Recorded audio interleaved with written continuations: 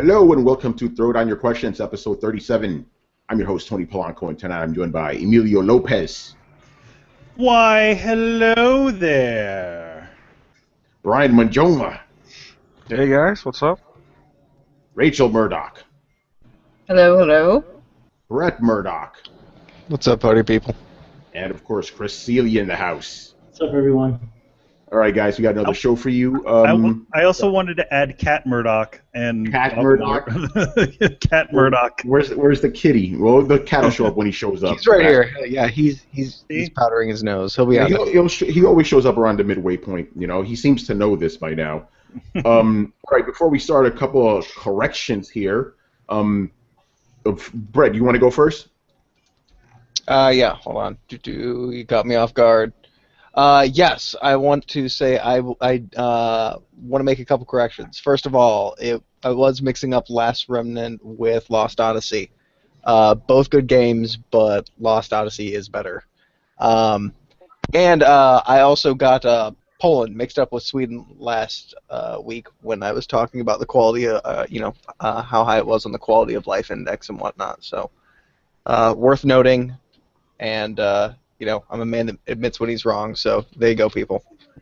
Yeah, like we were talking about before, it's like, yeah, we talk a lot of shit on the show, but we try to be factual about the shit talking. Try and be fair, yeah. Like, if I shoot at the mouth, 90% of the time it's opinion, and I try and back up if I make a statement. So, yeah, I was incorrect. Poland is below the United States on the quality of life index. Not much, but it is. I was thinking of Sweden, which is awesome, but way too fucking cold. Because like, we should fucking go to the Netherlands, because it's nice there and people seem taken care of, but it's far too cold. And you realize the Netherlands and Sweden. He's terrible with geography. Yeah, they're completely different places. Sweden and Poland, they're just all in the same lump to him. Just like the countries of Africa are just like, hey, that's Africa.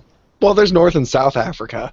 And that's the only countries there are in Africa? Yeah. The funny thing about Africa is it's like everyone's like, okay, it's just Africa. And like Africa can literally fit 9 other countries inside of it. I'm talking about big countries. There's too many countries in Africa to keep track of. I'm not good with geography. Yeah, I saw this thing. It's like an actual correct map of the world globe. And it's like you can literally fit like United States, fucking like a big chunk of South America, like most of Western Europe. It's like all this shit in Africa. It's crazy. Couple other but to be fair though, Brett, on the Lost Odyssey thing, we all failed because none of us caught that shit. Well, they were both good games, and I played both of them. So. Kitty. It happened every time. Every time. Murdoch. How good, like whatever you're saying is, like if there's a cat there in the background, everyone will just stop. Like that's it. I wonder if it annoys the MP3 people, listening. Who knows? Whatever. I like I wish I could see the cat. Right. I want to give a quick shout out to Phantom Vash for reminding us that Ni no Kuni actually did very well in the United States. It was in the East that it bombed. So the game did not fail at all. The Studio Ghibli graphics didn't affect it. People just wanted a cool JRPG, and they got it. And the last thing, Brian, this is for you, my friend. So Drive Club actually does have 3D characters, like people in the stands. It doesn't have flat, and he actually had proof too. Okay, let me have a look. Yeah, Ferngully, like he took pictures because he owns both games. He owns Forza 5 and Drive Club, so he actually took pictures of both. So he just wanted to correct you on that one.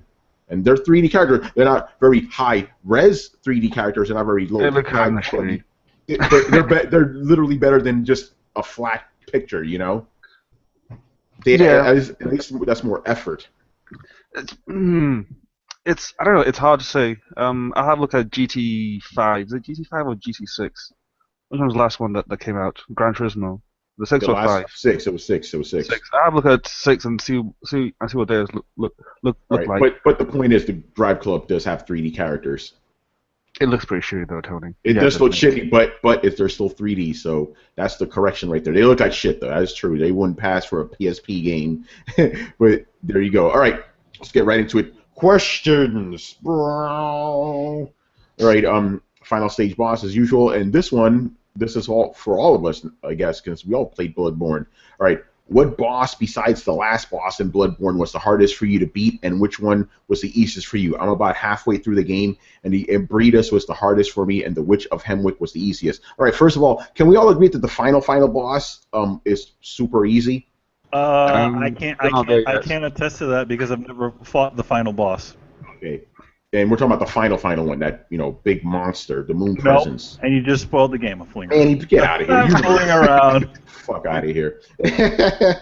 Okay, so I'll go first. The hardest one, Chris, I think you could vouch for me with this one. Motherfucking Rom, man. Like, he was my final boss, and he was like halfway through the game. And it was weird because that game threw me off because every boss got progressively easier. Then I hit this fucking wall, so much of a wall that I was like, okay, I need to bring in a ringer. And then it was my cousin. And then it took us like an hour to beat this guy. I'm like, holy shit, I'm not going to get past this asshole. So when we finally did it, and then the rest of the bosses were like kind of pushovers in comparison to him. And then the easiest boss, this is a hard one. It's a hard one because it's like there's a few of them.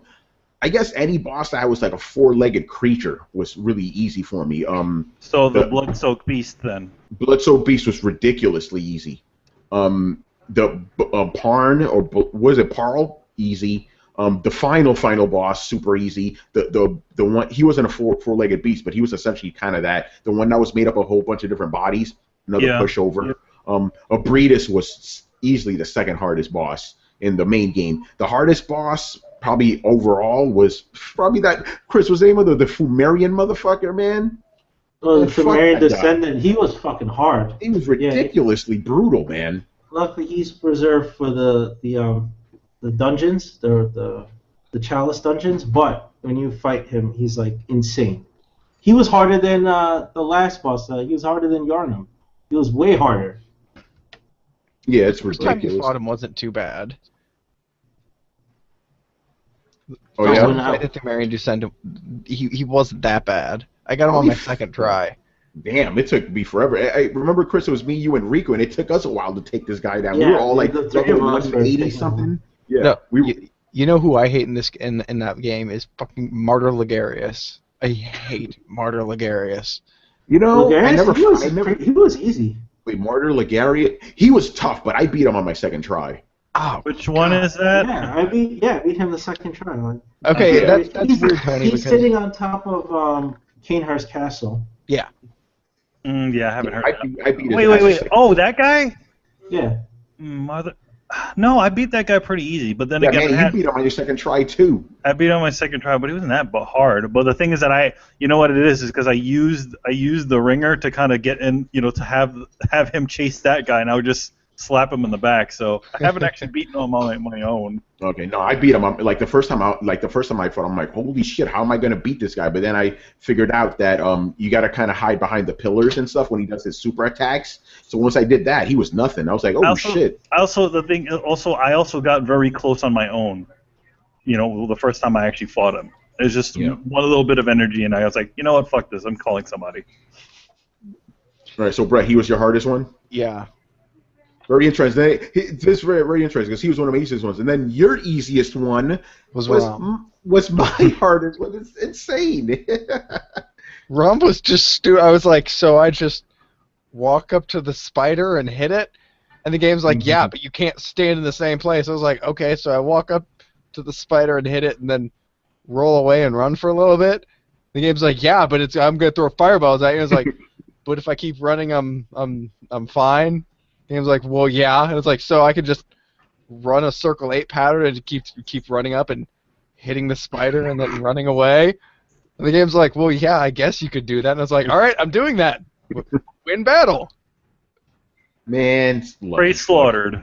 With me, it was a totally different story. It was like, okay, you want to hit Rom? Like, actually, it was like, here you go, here's Rom. Oh, this is easy. It's just a stupid spider. Then it's like, hey, you want to hit Rom? Here's some shit to dodge. By the way, you can't dodge this stuff. It's always going to hit you in your face no matter what you're going to do. And when you go to hit Rom, you will always be jumped on by spiders. Even when I finally did beat him, the victory was snatched from me because this like prey to slaughter. Dude, spider jumps on my head. Trying to get off a 4-hit combo. Like, those spiders are retarded. Like, literally have time to get a 4-hit combo before one notices you and jumps. Like, that's the time of 1, 2, 3, 4. Like, if I ran up, like, if you and Manny were sitting up on the street and I ran up and punched Manny in the face and you went 1, 2, 3, 4, hey, and shoved the area where I was, you would be considered inept. Like, they're not. Nah, dude, I couldn't even get 4 hits. Like, the most I could get is 2, and it had to bounce, because if I try to get that 3rd hit in, by the 3rd one, I will have 3 of them jumping on me at the same time. Why don't you just fight the spiders first and then go after them? Because I ain't got that kind of time, man. They keep respawning. They're more of an annoyance. You're like, yeah. But I mean, I don't know. I figured. I mean, I haven't fought him yet, but I at least. I didn't do. What was embarrassing is, like, I killed Ron by myself, and then I went into the chalice dungeons and killed him. And then when I tried to help Brian kill them, I got hit with a meteor. Yeah, in the face every single time. It was embarrassing. I'm like, I didn't even get to the spider before a meteor just clocked me in the face. So it took me out. It was just like, hey, they're homing like meteors essentially. Okay. Yeah. Yeah, I don't understand that. Meteors that can like trace where you go. It's like, that makes no sense. Like, most things in Bloodborne make no sense, but this makes absolutely no sense. I was going to say giant spider. His giant magic spider. I live in the world of the Hulk. Okay, so. But look at Dark Souls 2. You had that two-faced spider that shoots laser beams everywhere. It's like that wasn't much better. Why does it? Yeah, in this game, Amygdala shoots laser beams. Like, how are you shooting laser beams? Because you can. If there's one thing that shouldn't be in Bloodborne, it's fucking laser beams. Yeah, it's just death rays flying at you, and not only even if the death ray misses you, the ground still explodes where it touches. Yes. Yeah. Like, what kind of laser beam? It's like Gambit's power in laser beam form. Basically, it's ridiculous. So Chris, go ahead since you're talking. Hardest boss, I'd say, Rom for sure. Abritus is up there. What was there was a guy in the Temerian Descendant in the Chalice Dungeon. He's ridiculous. Dude, and that fucking wolf in the Chalice Dungeon, not the first one, the last one. The last one, yeah, I forgot what it's called, the Keeper of Souls or whatever. He's like a lava wolf. He's gigantic. It's ridiculous. He's the one. He's the one that shows up in the intro, right? No. I mean, this is a giant dog. It's gigantic, and it's bleeding lava, and it vomits lava everywhere. It's like it's literally made out of lava. It's insane. And let's see, easiest one, yeah. The Cleric Beast, I killed him first time. Even in New Game Plus, I killed him the first time. He was easy. Mikulash, he was easy. The guy with the cage on his head. Yeah, he was annoying, but he was easy. Yeah. Is that the guy that just keeps running away from you and laughing? Yeah, he keeps laughing and talking shit when he's running away from you. Yeah. I wonder if that's how the Batman feels when he's fighting the Joker. Yeah, right. Let's see who else is he. The Celestial Emissary. He's ridiculously easy. He's almost like a giveaway boss if you fight him. that fucking the mushroom guy. Mushroom. Stupid easy. Yeah, he's like a joke boss. Like, I swear they made him as a joke. If you find him, he's like ridiculously easy. Those are probably the easiest bosses in the game. All right. Have you ever thought that the reason why you probably had problems with Rom the Spider is maybe because your insight was too high? No, my insight when I first fought him wasn't that high. It was like 20 or something. No, he's just tough. Like I said, I try to beat him with like separate people, and we were all getting fucked up. Yeah, when you get summoned into someone else's world, it's their insight that your fight is based on, not yours. Yeah, exactly. Yeah. Now my insight, I beat him with 99 insight. So I was pretty fucking diesel if I did it with it all the way up. Yeah, it was Tony who told me that insight affects your fights. I was like, spend it. Because Chris is running around 99 insight. I was like, Chris, drop that shit, bro. You're making the game harder for yourself. Yeah. He's like, really? Yeah, I've been running with these rocks on my back. Oh, really? I can just take them off. All right. Yeah. Rom was the wake-up call, man, because it was like every boss was like, this game's just getting easier and easier and easier, and Rom was like, no, bitch. As far as I'm not that far in. I don't know how far I am, but so far. as far as I've been played, I haven't had that much trouble with much of the bosses.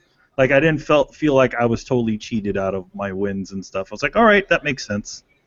And So which one? Okay, but right now though, who would you pick as your hardest and your easiest? As of now, I probably have to go with the stupid cleric beast, the first boss. Yeah. Of all of them, because that was the one that I died the most on. But as far as the other ones go, like I fought Amelia, the one in the the giant werewolf in the tower, in the cathedral ward. I've already fought. I went into the Bagman world and I fought the giant electrical creature there. So So who was the easiest boss? The stupid electrical creature, actually. Oh, he was pretty easy. And it's funny about him because I remember you were warning me about him. I went and fucked him up. Carl. No, I thought he was he was medium for me because by myself he was just kept charging me and swiping. I was like, oh my god, this guy's hard. The fight for me took forever, and you went in there and just killed him. I was like, oh. Okay. Yeah, it was funny. I was like, "Hey, Chris, I see him. I'm going in." And you're like, "Okay." And then, a minute later, "Hey, Chris, I beat him." And you were like, "What?" But that was like me and the cleric beast. Everybody was like, "Oh, the cleric beast keeps killing me." I'm like, "Man, I killed that guy the first time I saw him." I was like, all right, Brian, go ahead, man. Again, I haven't progressed past Rom, so right now Rom is just killing me over and over again. He's a motherfucker, man. He is just killing Rom. I kill Rom for funsies. Wow. Go in there and help Brian then. Shit. I totally will. Like, if any of you if that's my claim to fame in this game, I'm the anti-Rom. Like, okay, fine. You shall see when you get someone to my world, and you'll see how British Rom is different from the American Rom. He has a top hat and all sorts. I'll come back to Throwdown dude, British Rom will fuck you up.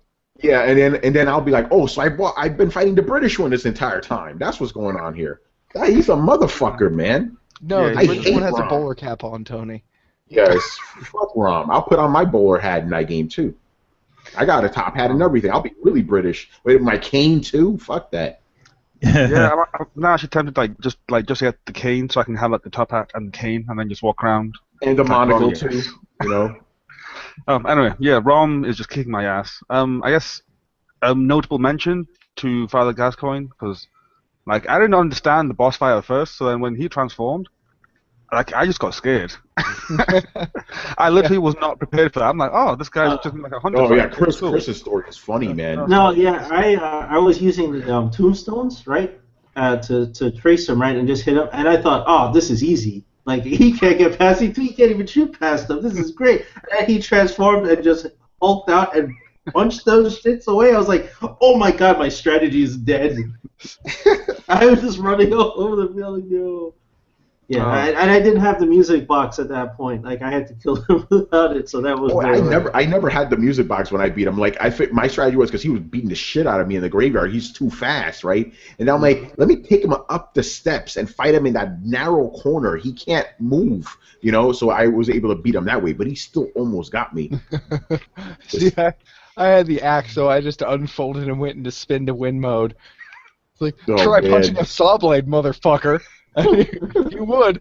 I'd charge up and he'd come in and try and hit you and you knock him and kind of stun him and then just lead into him and then run away and charge up again. It was the most broken maneuver, but I was like, fuck you! Fuck it, man. Giant werewolfy beast! You cheated by going Super Saiyan.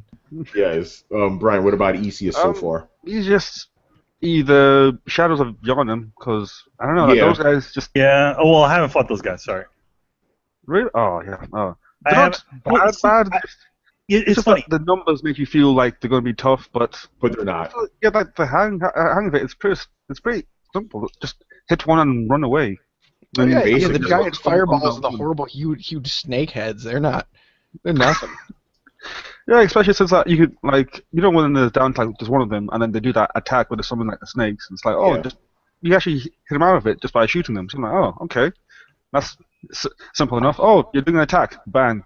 No more. I hate it. Oh shit! I didn't even know you could do that. Yeah, I never. Yeah, no, they were easy, man. No, actually, yeah, I hate Shadows of Yharnam. I had the opposite experience. When I beat them by myself, I was I literally jogged around the perimeter of the boss area because they were all chasing me. I'm like, I'm like, I'm gonna run till I figure out what to do here, and then I would go to the center and hit the one guy with the lantern, and the other two guys with the swords are trying to reach out and stuff. That fight took me like an hour and a half because I was constantly running. Yeah, no, I'm in the same boat as Chris. I was like, the fuck am I supposed to? Every time I start to like lead in something, I'd be like, yeah, fuck you. Like the other two guys would come swinging, you're like, oh god, no.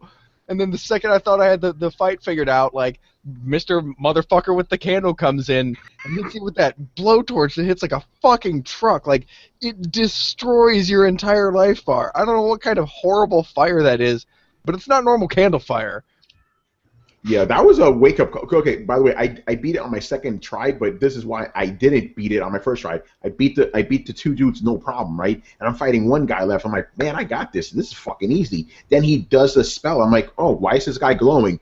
Giant snakes, what the fuck killed me? I'm like, okay, now I know to watch out for that shit. I was not expecting that. But yeah, that fight was easy. You just gotta be super. I think the fights I did well at are the ones I was like super aggressive in. That one I just didn't let up at all. Like the only times I would back up is when my energy depleted. But other than that, you just gotta stay on their ass. I would go after the motherfucker with the fireballs first, then the flame dude, and then the other guy last.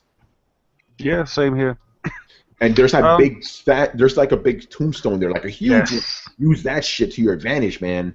That's what I did. Oh, yeah, I was Like, jogging around it. There's that one there, and then on another side there's like those two ones, they're like smaller ones. I just go back and forth, because there you go. The AI is not that great, you know. See, there's fights I've done in the game that I'm proud of. Like when I took on Vicar Amelia, like I whooped her ass, and I was very proud of that. I was like, oh, look at this giant beast, I killed it. The Shadows of Yharnam fight looked like I was Forrest Gump versus the Shadows of Yharnam, so I would not put that fight online. I actually managed to like glitch out my fight with the Vicar, because you know how like she does that move where like she like jumps backwards.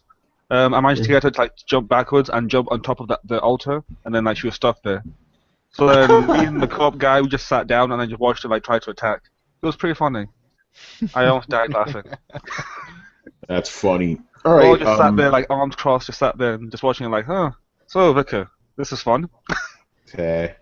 So for me right now, I'm in the nightmare plains and I'm grinding at those stupid ghost guys, the ghost professors. Oh yeah, you're in the college then, yeah. Yeah, but the funny thing is, here's the thing. This is solely a little unrelated. Okay, the way I got there, I don't know if everybody else got there this way, but Tony was like, he got there a whole different way. Manny still hasn't beaten Rom yet, and he got there. I still haven't beaten Rom yet. So I got there as well. I haven't beaten Rom. Yeah, so what I did was I went to that big. There's this giant door, and I knocked on the damn door, and then this big Cthulhu monster fucking picks me up and crushes me, and then this guy says, don't kill him yet. We will make him suffer, or whatever he says. And come to find out, he's this dude from. I think he's the dude from Demon Souls. Yeah, it's Patches. Patches is talking. Yeah, he's Patches. So he's just a giant spider head, though, for some reason. Yeah, you're in the Nightmare Realm. Tony's talking about the Nightmare Frontier. He completely skipped that part of the game. I see. The thing is, you get to the Nightmare Realm through the Nightmare. You get to the Nightmare Frontier through the Nightmare Realm. In that room, there's a door at the end of the thing, and they put It happens twice. Yeah. Like the first time you're brought to the first story of the of Bergenworth or the Academy or whatever it is, and that leads you into the Nightmare Realm. The second time you're brought into the second story, and that leads you to the Nightmare Frontier. Yeah, the one with the Eye of Sauron. Because I can go out and go into the nightmare the Nightmare Frontier or whatever, and there's like the lady realm. There's a lady with a bell, and then there's these two hunters in there. So that's the Nightmare Realm, even though it's called the Nightmare Frontier in my game. Well, it's not the same place that you meet Tony at. I don't think. Like it shouldn't be. Manny, is there like a giant Eye of Sauron in one that you're in? No, there's no giant Eye of Sauron. Yeah. It's just these weird looking versions of the beasts. Like in other words, they look like they could be Yharnam guys, but they're all freaked out and their heads are turned sideways. He's talking about the other one with the poison water, right? That's the one you're talking about. The poison water and there's poison water, and then there's all these little Cthulhu squids inside of them. Yeah, I know exactly where you are. Yeah, the Nightmare Frontier. That's where you are. So yeah. Yeah, wait until you get to the realm with the Eye of Sauron, and then Yeah, you'll. the Irish Oh Town, man, that's that fucking with mind spears. yeah. Oh man. All right, let's move on to the second question, y'all. Do you think there will be a megaton at E3 this year that's on the level of Sony's PS4 $399, no 24-hour check-ins, no used games restriction, and no total DRM, death blow, flawless victory, fatality? I don't. Correction. Yeah. PS4 does have DRM. You want to know how I know this? Try and How? download a PSN title on more than one PlayStation. Or I think it's more than 2 PlayStations. It doesn't Ooh. allow you to. That is DRM. Like Yeah, the managing technically, your yes. rights to download digital title. So a Final Stage boss, correction. And the worst part is that Final Stage boss was told by Wizard that his knowledge of DRM is wrong, but yet he still continued. Yeah. Well, I mean, That annoys me. the main question here is, will I guess Sony? Here's the thing: Sony only unleashes those once a generation, so I don't think that's going to happen. I doubt it. No. Yeah, I don't know about that. But I mean, but he did say overall. But hey, hey, listen, if you only announce the last fucking Guardian, there you go. There's your megaton. But we all know that's not going to happen. Yeah, well, that's the only thing they have now. Yeah, but to be honest, I personally don't expect any megatons. I expect some bombs, but not megatons. I doubt they'll show anything of interest. Our phone will mainly be a decent amount of like remasters. I'm assuming at least 3. God of War, Uncharted, and one more. I'm not too sure what it could be, but they'll. Uncharted. Isn't there a Ratchet and Uncharted. Clank? No, that's what I said. God of War, Okay. Uncharted, and one more. There's also Okay. a Ratchet and Clank one that's already been done, but they really wouldn't do that as a feature. That got delayed till next year. No, why not have it as a feature? Well, what time next year? Or they just say Spring, and it's not exactly. See, this is a remake. It's not a remaster. It's a remake. They're doing it from scratch and stuff. You know what I mean? Like kind of the way they kind of should do these with completely different gameplay mechanics and everything. they'll feature it then, but Yeah, they'll they'll feature have it one for sure, more like remaster of something. But what? Yeah, I God of don't War, know. Uncharted, and who knows? But yeah, no, I don't expect Jumping anything. Flash. I mean, if Sony announces that fucking Call of Duty deal we're hearing some rumblings about, I don't know if that's a megaton, but it's definitely a big bomb for sure. If we get word on Agent, that'd be nice. Oh yeah, that'd be nice. Remember Agent, that game that never seen anything happen to it? Yeah, here's the logo, the game. And then Rockstar, and then everyone went crazy. It's like nothing happened. What the hell? Yeah, exactly. Anybody else want to jump in on this? Expecting any big megatons? I can't say. I don't know what to expect, but I'm sure it's not going to be like it's not going to be like San Andreas, yeah, it's not going to be San Andreas the movie type of megatons. I saw that, by the way. Yeah, you said you liked it, right? Yeah, it was. I didn't like it. I didn't hate it. It was just an extremely predictable, disaster movie. By the numbers. Yeah, well, you know what it's going to be when you knew what that was when you walked in. Yeah, exactly. I mean, it was good because I got to see it for free because, I was supposed to go to the Jurassic World experience, and they didn't have the Oculus Rift set up that day. So, and we were waiting there for an hour. Hey, listen, I think my day turned out better than they could have because the graphics of that thing looked like shit. So we were there waiting for an hour just for them to tell us this, and I was like, hey, did you guys set up at least a buffet table or something for us to eat? And we're kind of hungry here. Like, no, but since you guys are waiting, why don't you just, we want to watch a free movie? And we're like, shit, yeah, we'll watch a free movie. So we were like, can we see an IMAX one? Sure. So we just did that. But all right, cool. They turned out better than I thought because I thought I was going to see a shitty dinosaur thing, but it would have been the opposite of Brian. Didn't I talk to you? No, I talked. This is a conversation I had with Nash before that. I was like, I went to see Adrift, and I was like, hey, VR is actually cool. And then I would go see this. I'm like, hey guys, remember all that shit I was talking about VR? This is why games like this. So I'm glad that didn't happen. Yeah, that's probably a good thing. I do want to say, and I'm gonna caution this with a word of warning that I could just being a fanboy here, but Sony has not said shit like of anything important. Like it almost seems like for the most part they're not even fighting right now. Like a lot of their exclusives are off. They haven't really gotten any huge blockbuster games except for Bloodborne. It's not that it's a bad system or they're having a bad time. They've lacked any punch this year that's been notable. It's funny because initially they got most people to work with it, but then at the second part, it's like they didn't keep that. They're not keeping that momentum. That shit could only last for so long, and it's starting to wear out. Well, it could last much longer if they were actually putting, steam into the hype train, but they haven't been, and like that. They haven't been so much that it seems a little suspicious to me. So it makes me wonder if is there something they're gonna talk about? Like I think I said that this last week. Like where the fuck is Sony putting all their resources right now, or are they just sitting on their heels? Because I don't think they're just like cashing checks and hanging out on their yacht. Yeah, I mean, there's a question related to this, and it goes back to what we talked about last week about what Sony's up to and stuff. But yeah, let's go on to let's go ahead, Brian. I'd say just pure and simple. They're doing what Sony does, which is they're holding back so that they can integrate the Morpheus into whatever games, whatever first-party games. Since you brought it up, yeah, let's just say it. I think that's exactly what's going on. I think probably going to be the biggest thing. They're holding back a lot of these titles because they want to integrate Morpheus functionality with it. I think that's what's going on. So does that mean how you do it? Does that mean that they're going to come out with a huge Morpheus showing? They probably I have are. a feeling they are. They probably are, but the thing is, it won't be like, here's a bunch of Morpheus games. It's going to be, here's a bunch of games that work with Morpheus. Yes. I think it's going to be like that. I think that's what Sony's doing. But the thing is, it's kind of risky because right now, people are like, yo, where's the first-party shit? And they're not saying anything. Nothing. So we'll see.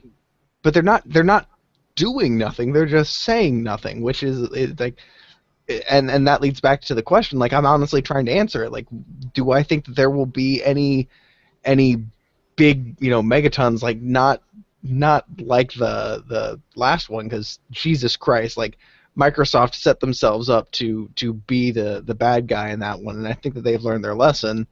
Like in fairness, before people like others think blow a head gasket the same way Sony did years ago, it's a good thing. It means Sony or Microsoft saw their way to doing good things.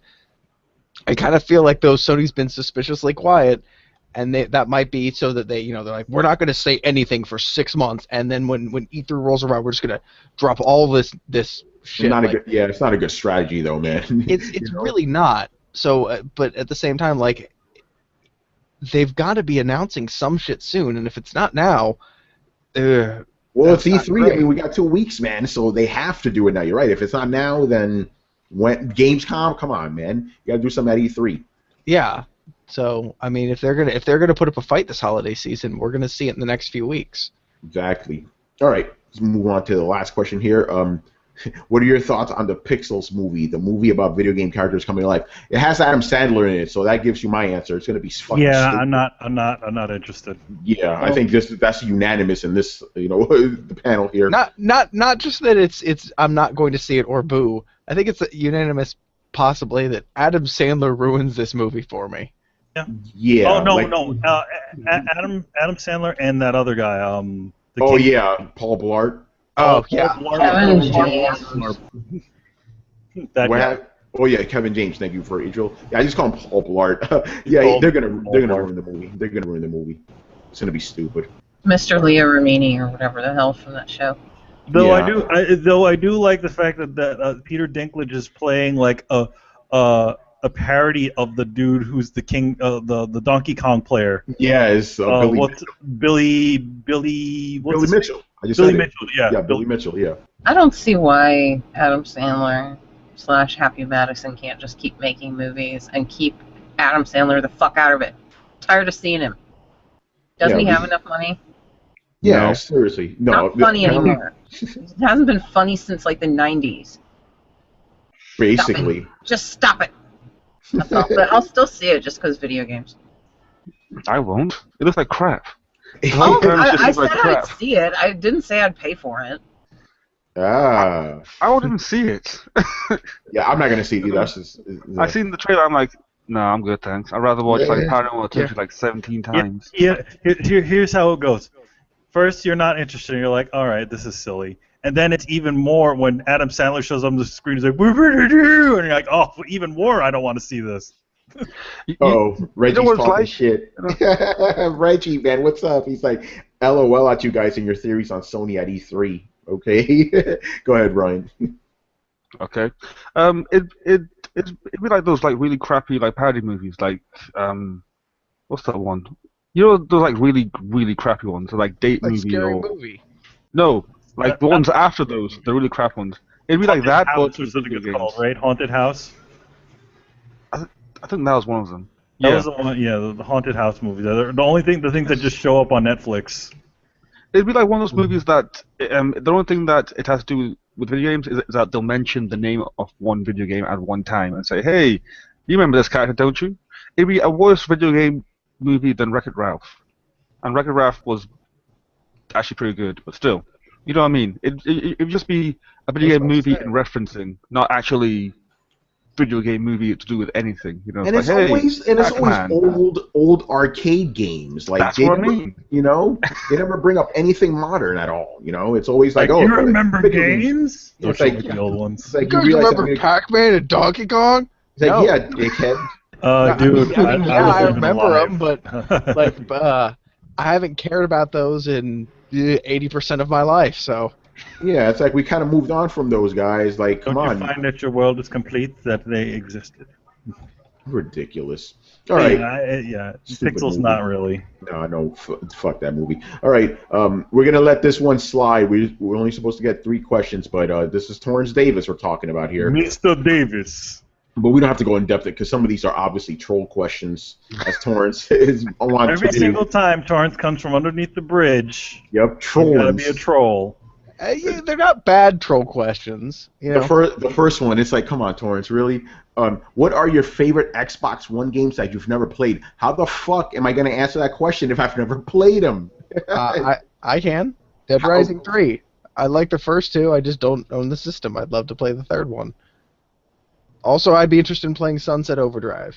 Yeah, because the question is that I've never played. My answer would have been Panzer Dragoon, but I did play it at E3, so I can't say that. That wasn't Panzer Dragon. Yeah, it was Crimson Dragon. My bad. Oh no, I played that. No, it's not good. Uh-oh. Then fuck it, nothing. I can't say Sunset Overdrive because I did play that. I've wanted to play the Rise game, the Son of Rome game, just to see what it is, see what it was. I mean, all I've seen is just the complaints and stuff like that. I'd like to see that, but it wasn't.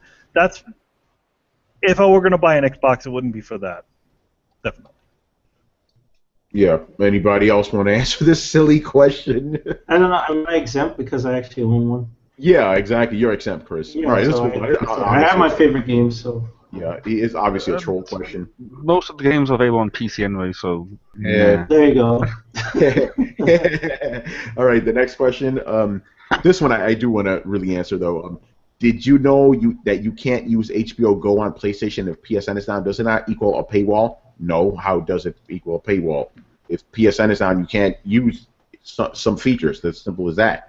You know, I don't see how that's a paywall. It means the service is down, not that the paid service is down. That both the paid and the free service is down. Yeah, exactly. So it's not a paywall. And how's this for some shit? We can't get, even though we're paid subscribers to HBO thanks to Time Warner, they don't have a partnership with that. Like, we can't get HBO Go. What? Yeah. That's fucking stupid. Yeah, didn't they sign a deal now that you don't even need to have HBO in order to get HBO Go now? Like, you don't need to pay extra. Yeah, but they have to pay again for HBO Go. That's stupid. Yeah, that sucks. So yeah, fuck that, and fuck you, Torrance, for bringing that up. Now I'm mad. I'm mad. All right. Next Isn't question. kind of bullshit how go ahead. Tied into PSN? Like, why is it tied into PSN? That is a good question because that is stupid. Why? You know. What's tied into PSN?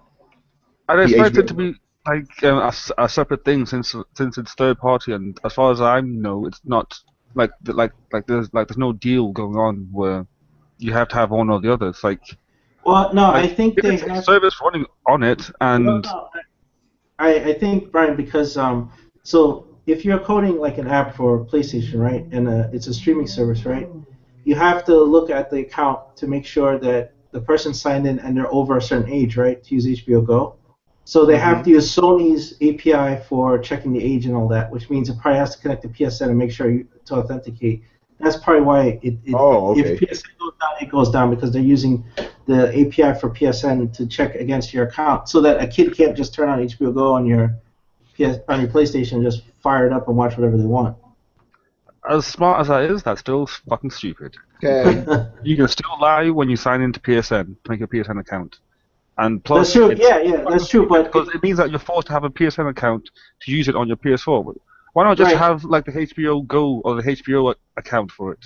Well, I don't know. That's the hypocrisy here. It's like they're covering their ass, right? It's like, well, we didn't. If you lie about your age, that's not, our problem. Right? Corporations are stupid. Like, it's not helping things, because what happens when like Sony just shuts down PSN and say, okay, good, we're no longer supporting it, and I'm guessing that 20 years down the line, if you have a PS4 for some odd reason, you can't use it. It becomes, what the fuck? Yeah, it's like a brick. Very nice.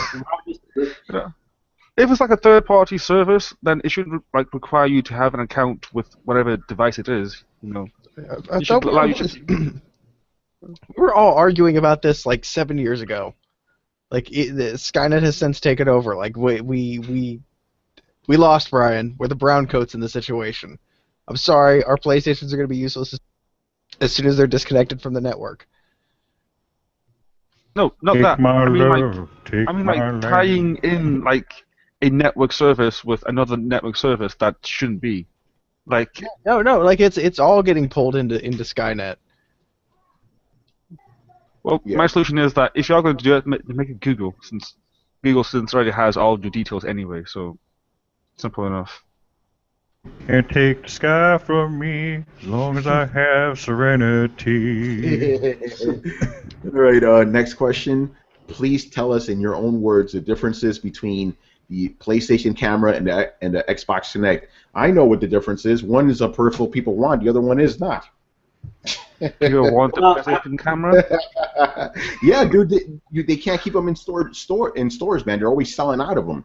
People it all really has to do with all the Twitch streaming and stuff. So you have this camera the pretty decent camera that goes with it. So that's about it. I'm gonna say it's people making porno. It's true, man. On PSP, what is it? Stream Live or whatever the fuck it's called. You see some crazy shit. Well, why is he asking this question? You should know the answer to this. He's asking for it because he's trying to say Kinect and PS. Kinect was required. PSN camera was completely optional. Kinect was not. It was not an option until recently. Basically. That's I took the question. Like my answer was going to be the PlayStation camera is a crappy version of the Kinect. Yeah, paired with Move. Like it is an off-brand serial for your like. That's why I say if the Move or if the Kinect were necessary, man, Microsoft would be in a great place. But they really did a bang-up job on a peripheral that nobody needs. Basically. So as soon as we need it, they'll be doing a great job, and everybody will be like, "Thank God for the Microsoft console for the Xbox." Does Torrance really love his Kinect? Yeah, he does. He thinks it's fantastic. Okay. I have to remind Torrance that he doesn't get paid by Microsoft. Yeah, exactly. It's like his opinions are his own opinions. His opinions are his own. Yeah, his opinions are totally his own opinions. But. Well, what? Yeah. If he likes the Kinect and he's making use of it, then that's good for him. Yeah, good. I'm going with Manny on this one. It's like, Torrance, you don't get paid by Microsoft. You don't have to constantly kiss their asses, man. Yeah, it's okay. Maybe he's just voicing his opinion. That's different to yours. Like we need to answer the questions unbiased. Like we can't not answer the questions just because. Whatever you judge. I did answer him though. That's the difference. I mean, come on. Final Stage Boss does the exact same thing every week, yet no one questions it. Well, are you telling me that Final Stage Boss's questions are not fanboy in any way? Oh yeah, they are. They're fanboys. And we mention it every single time. All the time. No. You just say that it's loaded. Yeah, they are loaded. Torrance is just doing the exact same thing. Let the man do his breathing space. Let him load his questions. Yeah. But I'm answering them, aren't I? Right? See, You're Yeah. answering them in a very offhand way, Tony. How is that offhand? I'm directly answering them. He asking what's the difference? The difference is one's a peripheral people want, the other one is not. Simple as that. Yeah, I think that's very dismissive. Like, do you really think the Move, like, do you think that's the only difference between them? Do you think that the PlayStation camera is as honestly as good as a Kinect? Really? It has nothing to do with it actually being good. It has something to do with that. And I'll be honest, I personally wouldn't want either of them. It's a waste. Well, no, but like, come on, you can't compare the question. the hardware objectively, even if you don't intend to own either of them. Well, like, go ahead and answer it. I answered it already, so you go ahead and answer it. The Kinect can tell your fucking heartbeat. Like, it is a better piece of tech. You have to admit that. Okay, it is better, but who cares? I don't want it. Okay, that's fine.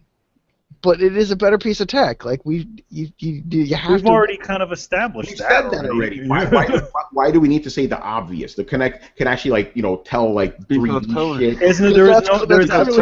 There's absolutely no question that the Kinect is an amazing little camera.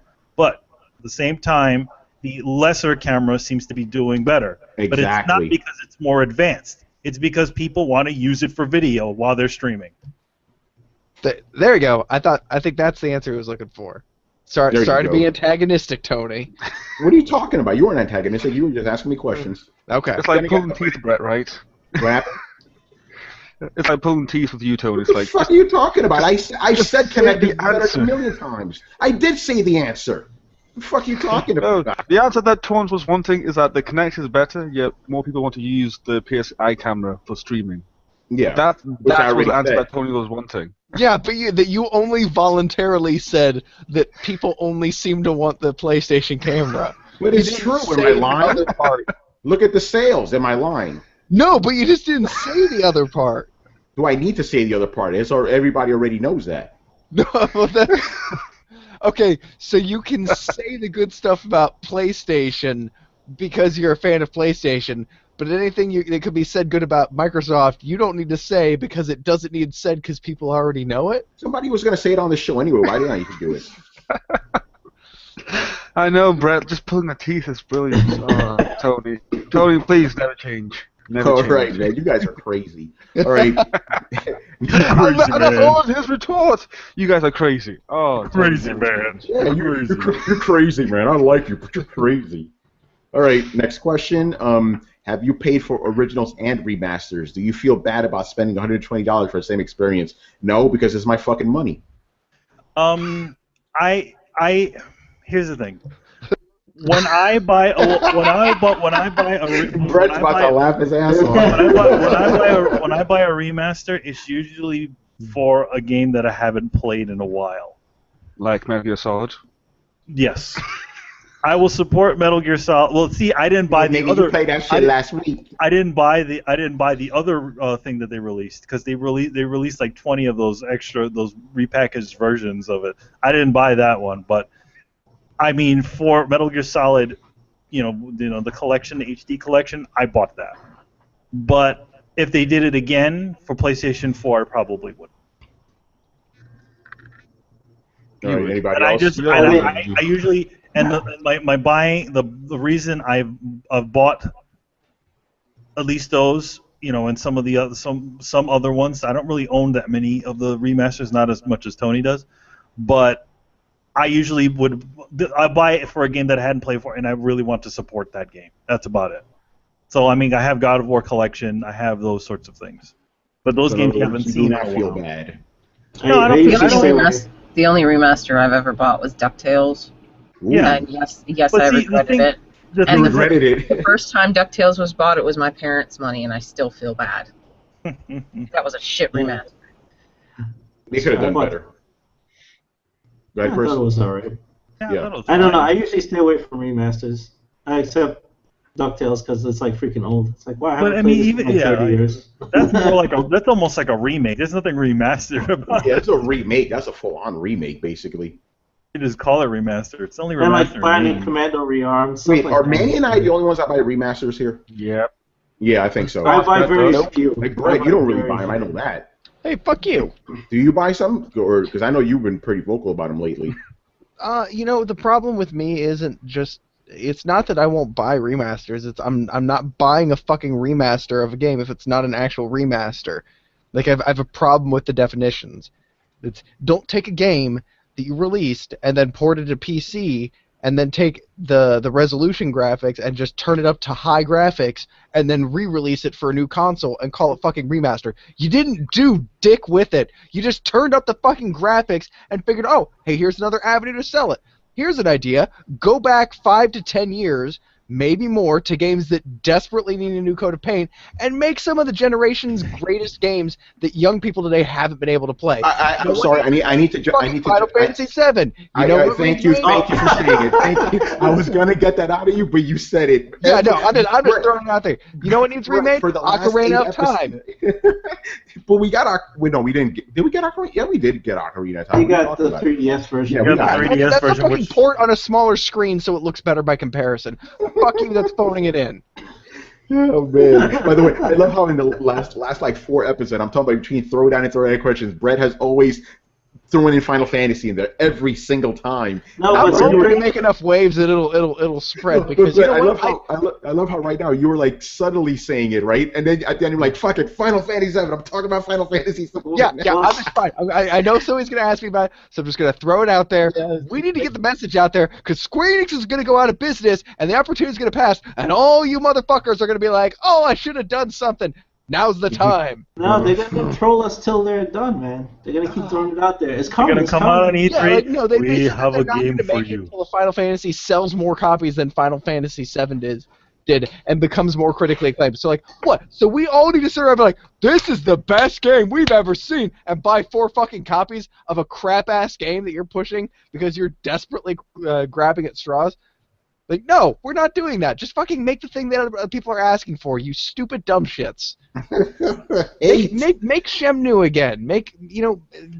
Square man, that's like Square Enix. You make Shenmue now. Fuck that. Get your hands on Shenmue. Yeah, like, I don't care who does it.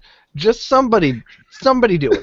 Like, quit rehashing games that I just fucking finished. Like, I don't have a problem playing old games, but there should be a few games between the one that I'm now paying $60 for again and the last game that I played. It shouldn't be Assassin's Creed, another game, the same fucking Assassin's Creed with high graphics. That's what I have the problem with. Dude, again. Like, what? Imagine if we get meta. They're going to do a remaster of a game that already came out this gen, like Bloodborne remastered. It's like, wait, what? It's like, I just played it last week. Yeah, they're just bleeding it to death. But like I said, I bet everybody here could think of 3 or 4 games off the top of their head from, you know, more than 5 years ago that like I'd really like to see that game. Fuck it, Dragon's Age 1, remaster all the Dragon Age collection and compile it, and then I tried to get Rachel to play Dragon's Age. I went back and I was like, this looks fucking harsh, man. It's not even that old a game. Dragon Age looked harsh when it first came out. So that's what I'm saying. It could use a little fucking love. You know, BioWare's got the goddamn money. Of course, and EA too, man. All right, I think we answered that question more or less. The last one. I want to say on that is Why Gaming Sucks Part 1. I said the exact same thing to you, Brett. Like, new games being remastered, dumb. Old games, not so fussed about. Yeah, I don't know why game companies are only giving us new games remastered. Yeah, because they're easy to do. You don't have to put in the effort. This is why I was pissed about Dark Souls 2. I was like, oh man, I kind of want to play it, but fuck you, Bandai. That just came out. So of all the Dark Souls that you could have remastered, you picked Dark Souls 2, the most recent and least loved of the franchise. Fucking really? Because it's easy. They don't want to push the extra mile, man. I'm telling you. It could have if they would have redid Demon Souls, people would have went fucking nuts. You know, and Dark Souls probably the favorite of the series, but no, they're not gonna do that. They're gonna do the easy one. You know, because it was already on PC. And also, Brett, we won't get a Final Fantasy VII remastered because Gary keeps on buying all the Final Fantasy games. So like, once we get Gary to stop buying them, then Tways will go broke. And then we'll get our... No, but Brian, we're trying to send a message, man. If we're buying your remastered Final Fantasy games, now give us the one we want. No, they won't. They won't. We will make every game but that one, and then they'll fucking put it out on a Game Boy, so it can just keep the next gen console version up their sleeves for the next 10 years. Tony, they made 3 Final Fantasy 13s, three games with the same number. Like they're never gonna give you 7 if you keep. No, I've already accepted it. It's just, I don't think Brett has though. I've accepted it because that game is. I've accepted it, man. We ain't getting no Final Fantasy 7. I will never accept it. We will break them. No, man, we would break them like drug. All right. You know, they're already fishing for like Kickstarter ideas. Like, hey, you guys have a good idea for a game? Yeah, Final Fantasy 7. Fucking yes. All right. Let's get to the last question here. Sony's DS4 pad has issues with the rubber on the analog sticks. How many of you have witnessed this problem? I ask because it's starting to happen on my son's DS4. This is the reason I went off camera for a little bit, and I'm gonna factor it on me. I don't know if you guys can see that. But my shit is all fucked up.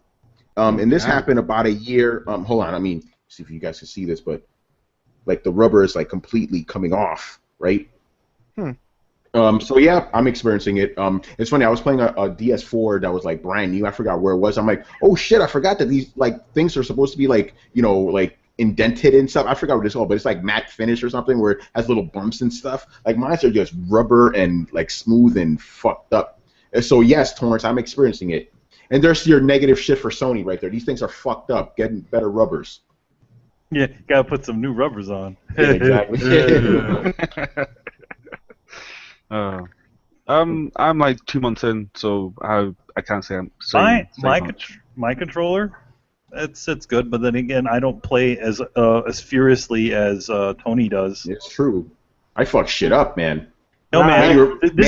Remember what you used to do back in the day when you got a new controller? What you do? Yeah, I just give it to you to break it in because you friggin' press incredibly hard on the buttons. So as soon as you're done with it, it's like that's like 5 years of breaking in. Basically, make that shit mad loose. Yeah, man. I'm pretty hard on controllers too. Man, I told you guys to go get some thumbstick covers. No, I haven't experienced that problem with mine. See these? Yeah. You pick them at any game store for like $2. Do they have the grooves and stuff on them too? Actually, if you kind of look at them from the side, they're kind of raised a little bit. Yeah. And they have little. They're ribbed for his pleasure. Yeah, they have little nubbins on the top, so they grip nicely. Wait, Brett, keep doing that. We need to make a clip out of that. Yeah, there you go. Brett, just to the controller like Facebook and then to do it. There you go. He's doing. Yeah, there you go. Gotta play some music. You guys like that? This should just turn into a porno. That's right. You work that controller, honey pie. So wait, if your controller like did that answer the question? He's doing lewd things with it now. So mine's just like a beat up hooker then. This shit is like fucking rips and tears. You see this shit? It's crazy. Look at this. I don't even know how this happened. This thing got raised and stuff. I got that from Bloodborne, just clicking on it so damn much. Tony treats his ladies rough. That's it. That's one controller, by the way. The other one looks exactly. This one's a little bit better, but it's still. Why is it the right stick always? Because that's the one you got to click on for maps and shit. Huh. Like, mine looks alright still. Yeah. I played Bloodborne. Mine doesn't look like that. Yeah, I think dying light is what caused this thing specifically. Are you playing it with your teeth? No, dude. When I play rough, man. I don't fuck around. All right, Torrance, we answered all your questions. So next, okay, Charles Singletary actually asked 10 questions, so I'm breaking them down 3 per episode for the next couple of weeks. Break it down. Oh, here come the camera. All right. Here you go. Okay, the first one. Do you believe the Sony silence on their first-party studios is a result of them learning their lessons from games like The Last Guardian and The Agent? I think we kind of already answered this. I personally believe, Brett, you're the one that put that idea into my head that they're trying to put what Inception is in my brain. It's all Oculus shit. They're delaying it to have Oculus support and shit or Morpheus. Yeah, whatever. VR bullshit. Morpheus. So that's what they're doing. The thing that makes me think that hear me! Sony does a really good job of learning lessons from other people's mistakes. And I think they watched kind of the slow ramp up and integration with Kinect technology and realized the industry is probably going to be a little reticent to change without software support. And having seen how that's affected their console sales so far and their customer base so far, they're probably trying pretty hard to make sure that that doesn't get worse. That they don't release a product onto shelves that's not supported with anything. So it makes sense for them to go back and say, okay, we need all of you to code this into your game. They're like, but we don't want to support it. Like, I don't give a fuck if you want to support it. You're supporting the Morpheus. Yeah, and that's not good to be forcing companies to do that shit, especially when we need games, you know? Well, here's the thing. How do we know that it's, I mean, how difficult, we don't know how difficult it is to put in VR tracking and all that stuff, right? Yeah, we don't know. Like I said, it's just speculation at this point, but who knows? But then at the same time, it doesn't really matter, because if Sony's sat there like forcing guys to integrate something that they don't want integrated, then it's not going to work out well. Like that has a history of not like going down well. Like for example, when they forced the move with SOCOM 4, no one gave a crap about that. I don't, but see, that's the thing. Is it's just a different control schematic. Like it should be able to. I think their idea would be kind of like when they brought out Remote Play, that they wanted you to be able to just seamlessly jump anything from your PlayStation 3 to your PSP, and that shit didn't work forever. And I think that the idea is that any game that would be a first-person game, you should be able to play on the Morpheus. And that's going to be done by, you know, a little bit of back work with the studios, and just, you know, not even.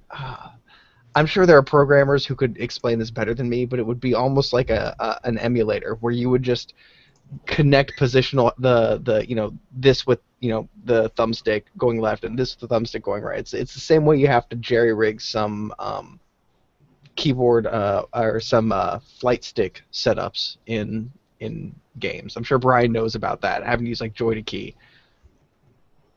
No? Oh, sorry, what? I'm busy. Yeah, what's You were watching the Avengers trailer again, weren't you?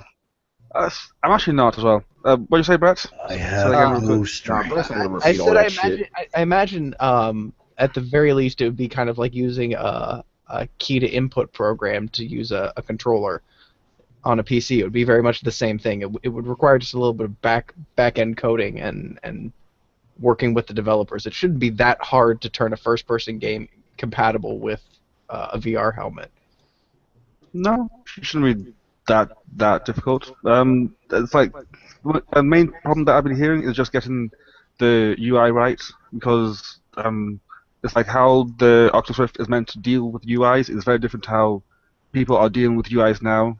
So like you can't have it the way that was before. It needs to like sort of like pseudo float in front of your face, but people have mapped that out already. Whether or not they use it or not, I don't know. All right, but to actually answer the actual question, do you think that may be the case though? If it's not VR, do you think they're holding off on shit because they don't want to announce anything that isn't even close to being done yet, like Last Guardian or Agent? Do you think that may be the case too? It's like, you know what, let's just play it safe. I just say that they just don't have anything to show yet, because they just. Again, I just say that just wanting to get VR in there, so they don't want to show anything out that they don't or they're unsure about. Like they don't want like another, I guess, Final Fantasy versus 13 situation where like they announce something that they're a bit unsure about, and then as time goes on, they lose interest, or people lose interest in it and whatnot. So I don't think that they want to. Yeah, I don't think that they want to show anything that is too early yet. They want to show that. So you do kind of think that's what's going on then, right? Yes, I think that they're working with like Morpheus integration, and it's still early days yet. They haven't figured it out yet. They haven't solidly said, okay, this is what we're doing, and then doing it. It's kind of like still in the up in the air phase at the moment. All right. Anybody else want to jump in on this? I think there's a Keystone announcement that we haven't seen. So one announcement that keeps them from announcing other things because it would spoil proprietary technology most likely. And that's why I guess like the same thing would be to say Morpheus, because we all know that they're working on Morpheus, but who knows what it is. But it feels like there's some. But then again, like, does Microsoft, did they have a lot coming to bat this conference, or have they pretty much announced everything that we're aware of? Yeah, we know what they're gonna do. They're gonna have Halo. They're gonna have Forza. They're gonna have probably some HoloLens stuff in there. Fable. I know they're gonna have. They're gonna have Tomb Raider, obviously. So I mean, they're coming out with a predictable but strong show. So yeah. Microsoft show is gonna be really good this year. That's for sure. I mean, in general, their shows wind up. Microsoft has had better shows than Sony the last couple of years. I know people are gonna forget when I said that. Man, you remember our first E3? We were the only guys on camera telling people like, calm the fuck down. Yeah, everybody was like Sony this or that. Like, I mean, well, look at what they announced. They really didn't do anything. All they did was they did like what they did with the PlayStation 1. They just named a price and said, that was it. They just told you some things that you wanted to hear. Yeah. Meanwhile, Microsoft was just hitting you with wall-to-wall games, for their conference, and they did the same shit last year. And they've done it both for both shows. I mean, I don't think that this one's going to be any different. Exactly. And the other thing that Microsoft has gotten into their heads is they stopped trying to fucking bore people with numbers. Yeah, exactly. And Sony still does that shit. Sony still continues to do that. There's always that section of Sony's press conference where like, what the fuck? Number one, you're in you're a fucking movie theater. Do you really want to hear how many fucking PlayStations sold? Come on, guys. Yeah, who cares, Nobody gives a shit. Even Nintendo stopped doing it. Yeah. Iwata. All right, next question. This is a really good one. When did indie, AA, AAA games and the differences become more important than the actual experiences you have? Should people shut the fuck up about it? Yeah, I mean, we kind of hinted at this before. Yeah, that's what it seems like. It's like, oh, AAA games, that's all that matters. Indie games, boo, or of that matters. Like, shouldn't it just be about the games and nothing else, really? That's pretty much what the question is. Like, ideally, yes, but that's not how people operate. They always have to pick sides and shit, and feel superior about certain things. Yeah, people be dumb. Yeah, people should shut the fuck up about it. Next question. I know Charles is referring to someone specifically, but yeah. We know someone, but no, it shouldn't make a difference. And I think Brian said this a while back. Yeah, he did. They should just remove the type indie. Remove that word. Just everything is just games. That's it. Okay. It's just a game. This is a game. That's it. Because at some point, most games were just little games made in people's houses.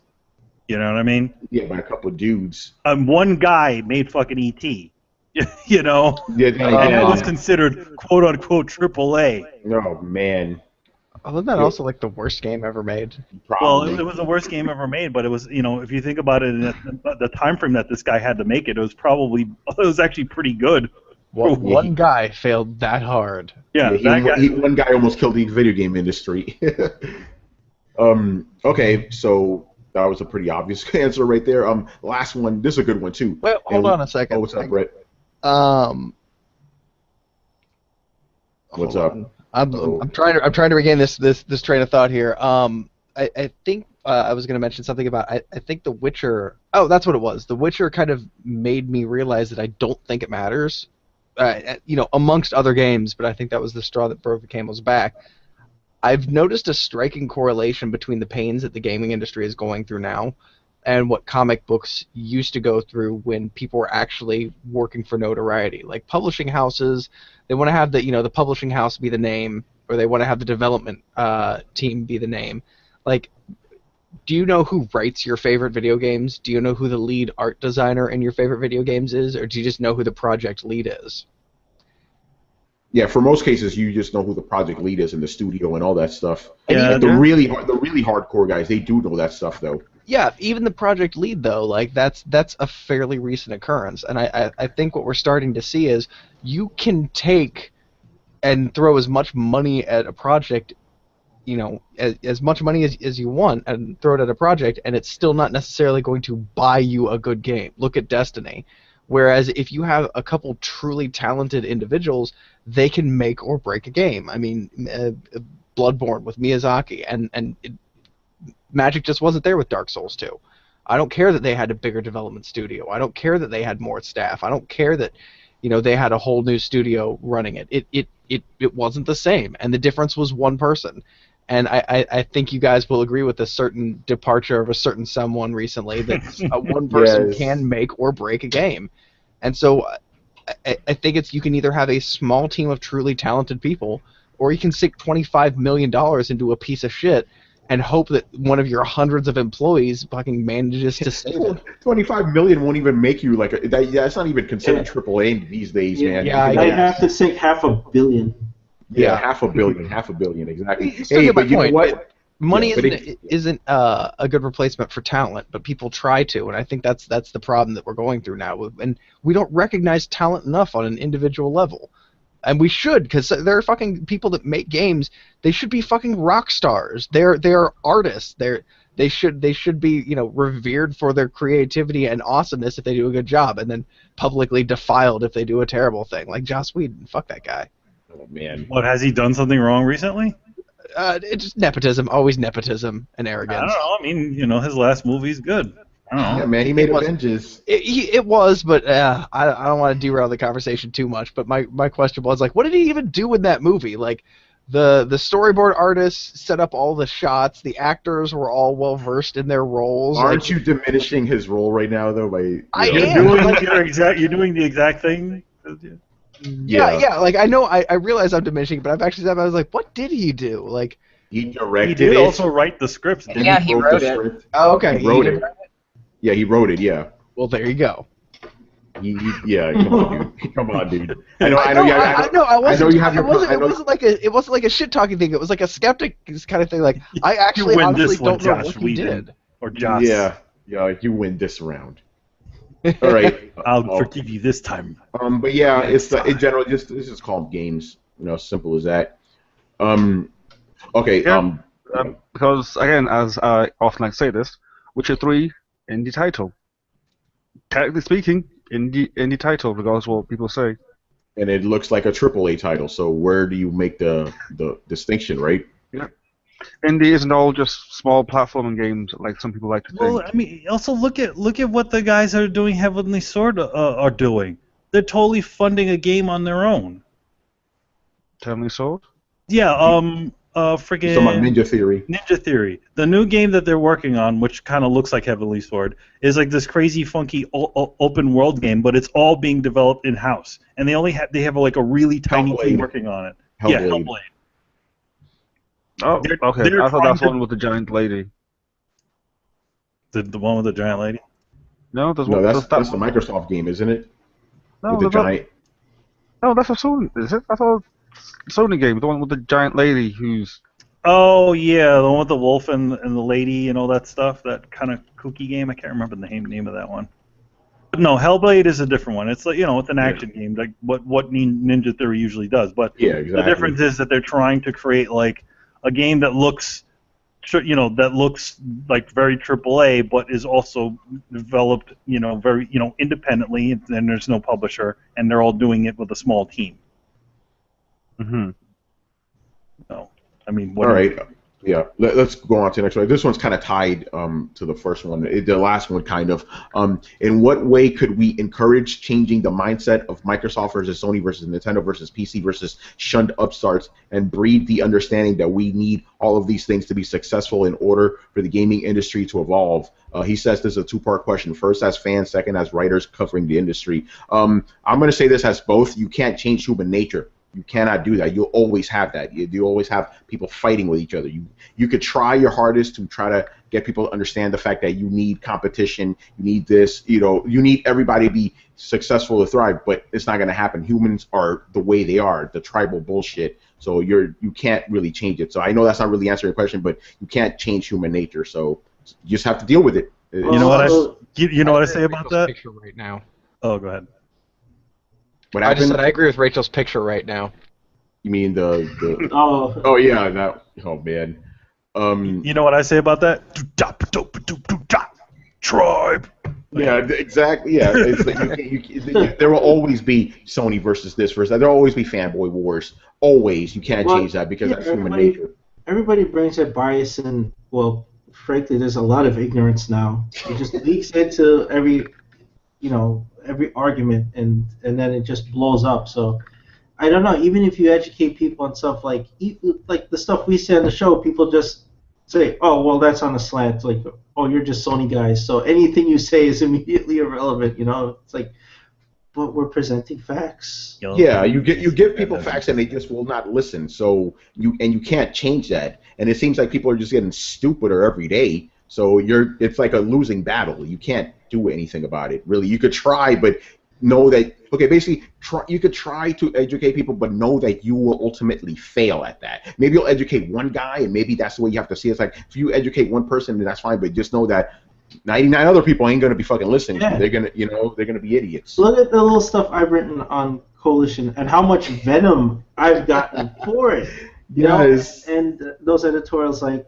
And when I try to point out facts or cite sources, I've actually gotten comments from people or emails saying that you can't look at history to judge things, or the most ignorant shit I've ever heard in my life, like coming back at me. It's like, this is what we're dealing with. It's like, I can't help that person. I can tell them everything, and it just won't matter. Yeah, it's I'm thinking about the case of like you can lead a horse to water, but you can't make him drink. In this case, it's you can lead a horse to water, but these motherfuckers ain't thirsty. So what are you gonna do? They don't want to drink the well of knowledge, man. They want to be stupid. They want to be thirsty.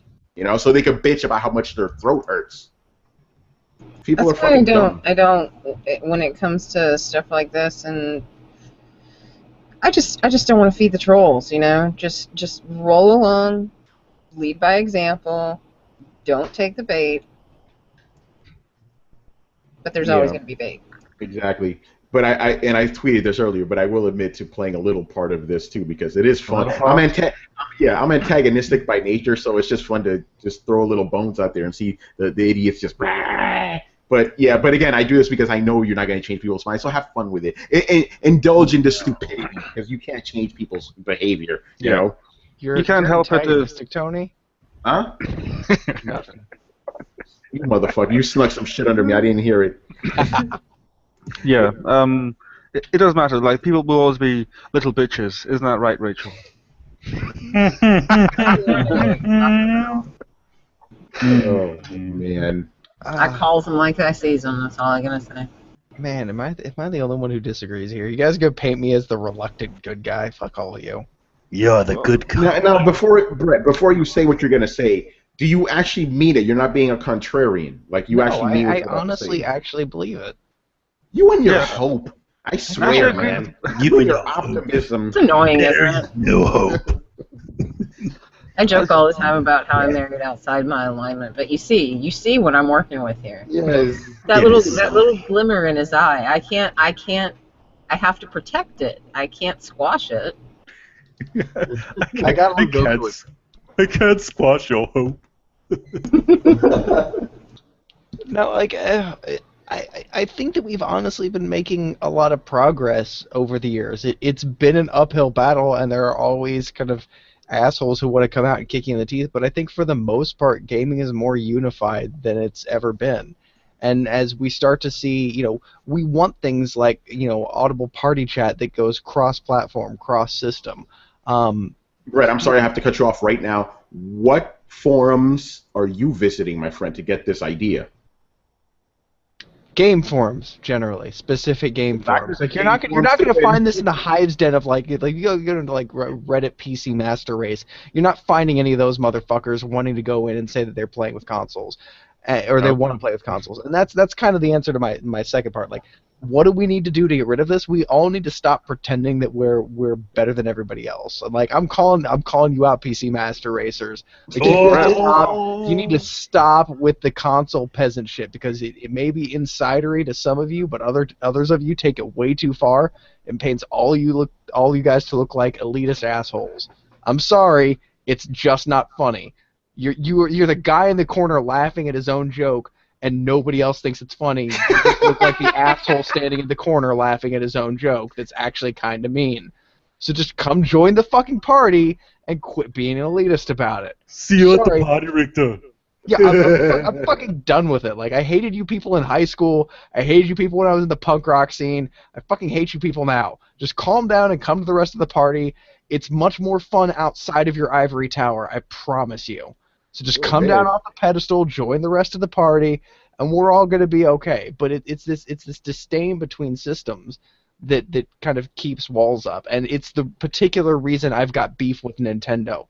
Like, fucking play ball, play fair. Like, You don't need to hole out and damage the whole system just to try and make an extra buck or two. It's the same reason I have a problem with Apple. I'm actually pretty even-keeled on this, and it's one of those that if you don't fuck with people and you try and bring something to the party, everybody else will try and bring something to the party, and you get an environment where people want to add something. People want to make their mark. But the second you start holding back, the second you start hoarding and being, contrarian and slinging mud at other people, all of a sudden everybody wants to just hold their little piece. And you completely change the environment. It's kind of the problem in a nutshell of when Bethesda tried to monetize mods. Like you have the possibility for this nice giving ecosystem where gamers enjoy each other's company and they each try and add something to each other's games.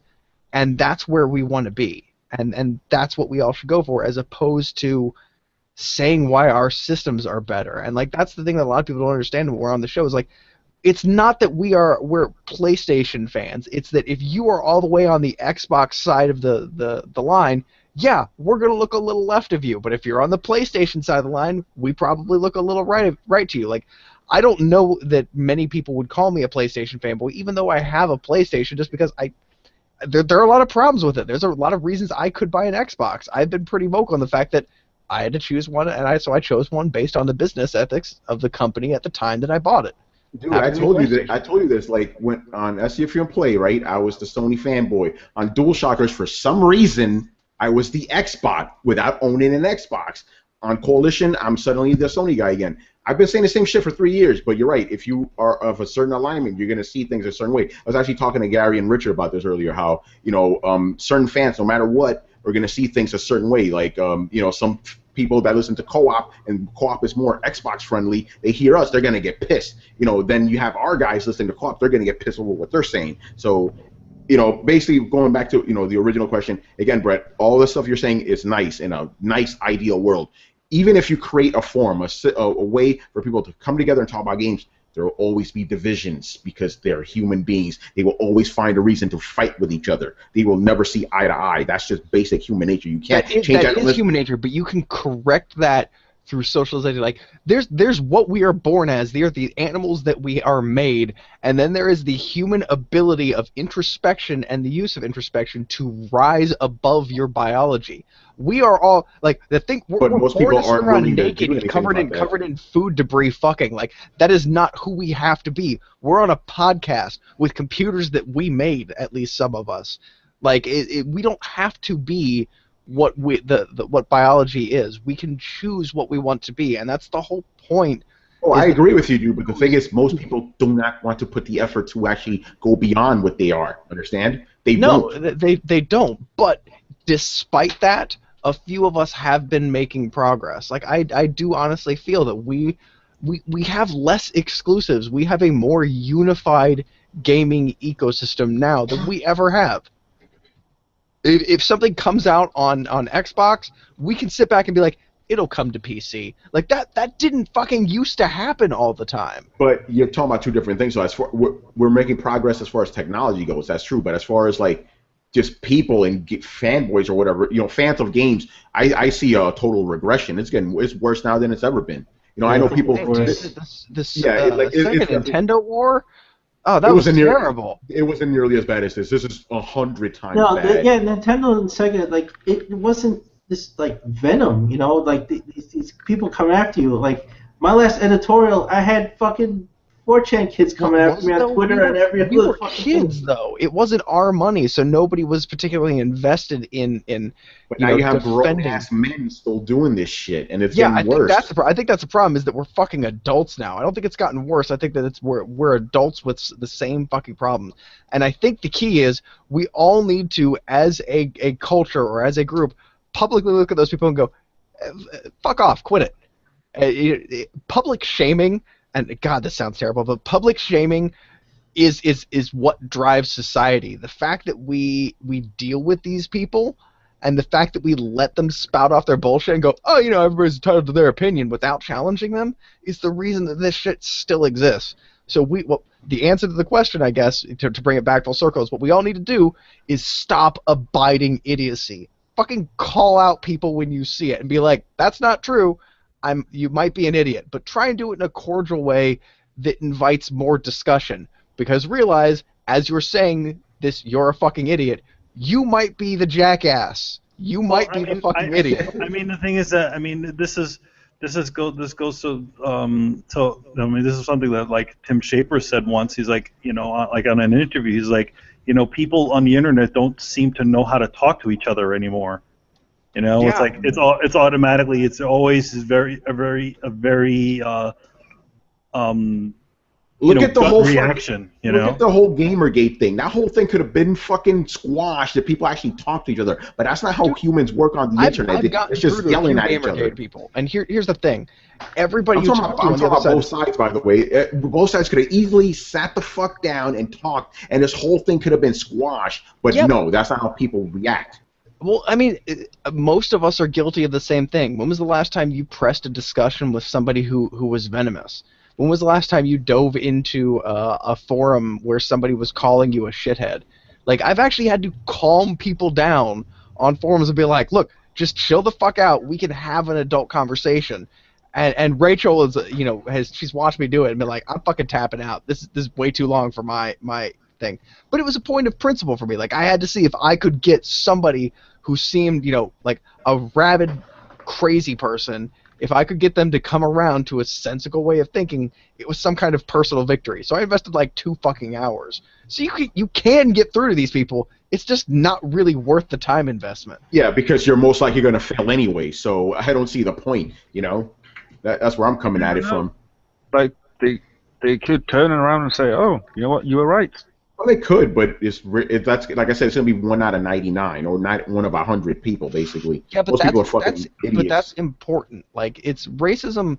Like, I just got done watching it Through the Wormhole that was talking about if people have a snap judgment towards a race that is negative, that can be offset by having a positive experience by somebody of that race. So if you are inherently racist towards black people, you can be made unracist by having a genuine black friend whom you care about. You then kind of impress your empathy for that person upon that entire racial group. And this happens all subconsciously. I call bullshit on that, by the way. I call bullshit on that. I know people that have like one black friend that you know what I'm going to say? I have my uncle, right? Married to a black woman. He hates black people. Hates them. So there's no empathy there, No, that can still happen, and that can still be overwritten. But I can tell you from the days of like fucking wearing chains and a big mohawk, like there's people who at first are very uneasy around you, and the second it was interesting. I'd meet people with my mohawk, and they'd be like, I used to be like weirded out by people like you, but my son had a friend like you, and he was just the sweetest kid ever. And I was like, the people who look like that are often the nicest people ever. They're like, I know, I learned that, and now I just talk to everybody with a mohawk, so I just wanted to say hi. And you're like, that's fucking awesome. And it just goes to show, if you take the time to make a difference to one person, that change can spread, and then it's kind of like making a sleeper agent. Like, if you show a little old lady, a pierced and tattooed punk rocker dude is fine, she'll tell the other little old ladies, and the next thing you know, like, you'll see them come in and be like, oh, my friend Beth said she met a kid like you, and blah blah blah, and nothing but good things to say. I see it in my tattoo work all the time because I'm fighting these stereotypes even years later. Like, it's a thing, but you have to really try and affect change on an individual basis and hope that spreads out. And if you do this multiple times, eventually the people that you affect will kind of link up. Like, if you think of it like sending out a node that sends out its own little radio signal, and you get 2 of them close to each other, and then you get a third one, you've made yourself a little network, a network of positive change. And you can slowly affect the greater world like that. That's how you change a community. That's how you gentrify a neighborhood. If you want a neighborhood to... gentrification. Some people don't like that. No, look, dude, if you want your property values in your neighborhood to rise up, be a fucking good neighbor. Clean up your street. Do some nice shit. And if everybody pitches in and tries to make the neighborhood nicer, guess what? The neighborhood will be nicer. And most likely you'll be bought out by white people and hipsters. So maybe that's not what you want. But it just goes to show, like, you have to do little things, and they pile up to create change. And the problem is, in this day and age, like, we don't want to wade into the swamp. We don't want to fucking deal with these people. We do not want to take the time to affect change on a one-on-one basis. Like, Yeah, and we're all guilty of it. Like, have any of us? Because it's because more than likely you're going to fail.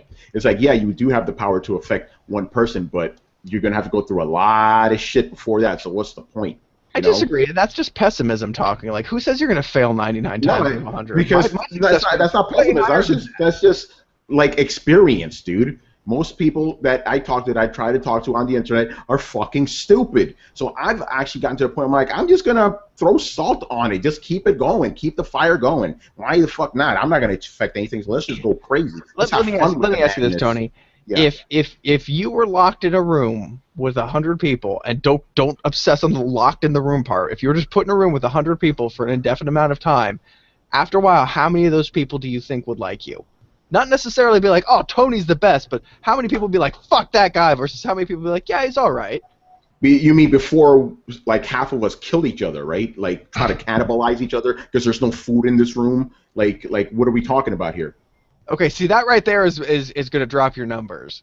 Like, my point is, you put me in a room full of 100 people, within a couple hours, I will have met and left a positive impression with at least 80 of them. You can't please all the people. Some people are like, I don't like the fucking look of that guy. Fuck that guy. I'm sure there are people who watch this podcast that are like, I hate the sound of this motherfucker's voice. I wish he would spontaneously combust. You're talking about normal people, though. I'm talking about internet fucking people. You know, the thing. Hey, guess what, Tony? There's no difference anymore. Oh, there isn't even. I guess. No, there's not. Internet is so pervasive. Internet people are people. That's what that's the harsh reality I've had to learn. That's even worse then, because to me, like, the internet brings out the worst in humanity, and now that that's scary, that's bad. It does, and you have to break through that internet filter and reach the person on the other side, and that shit is hard, and it takes time, but if you're persistent and they're willing, most of the time you can get it to happen.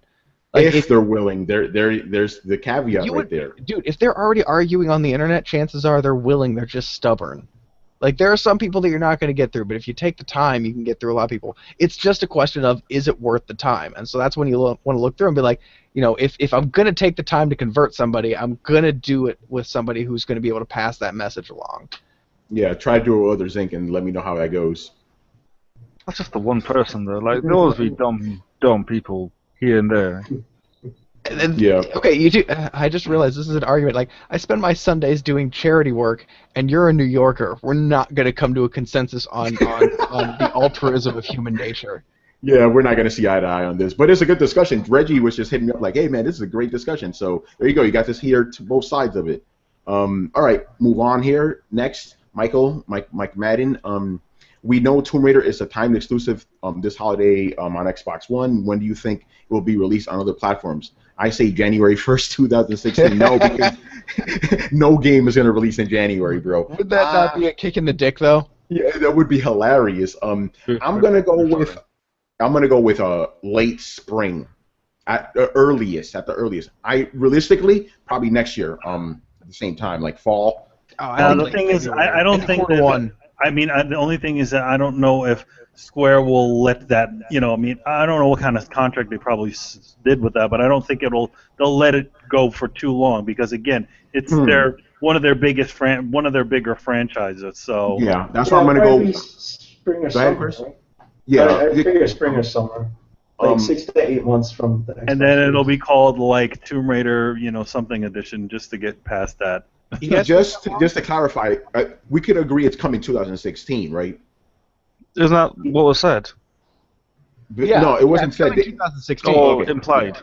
It was implied by what they said. Basically, it's a holiday 2015. So after holiday, it could come out. So yeah, I'm gonna, like I said, earliest to spring, right, and latest a year afterwards. But I think Manny, you might be onto something. They may not want to wait too long. So, and now that spring is the new fall, it could. Yeah, I'm gonna. You know what?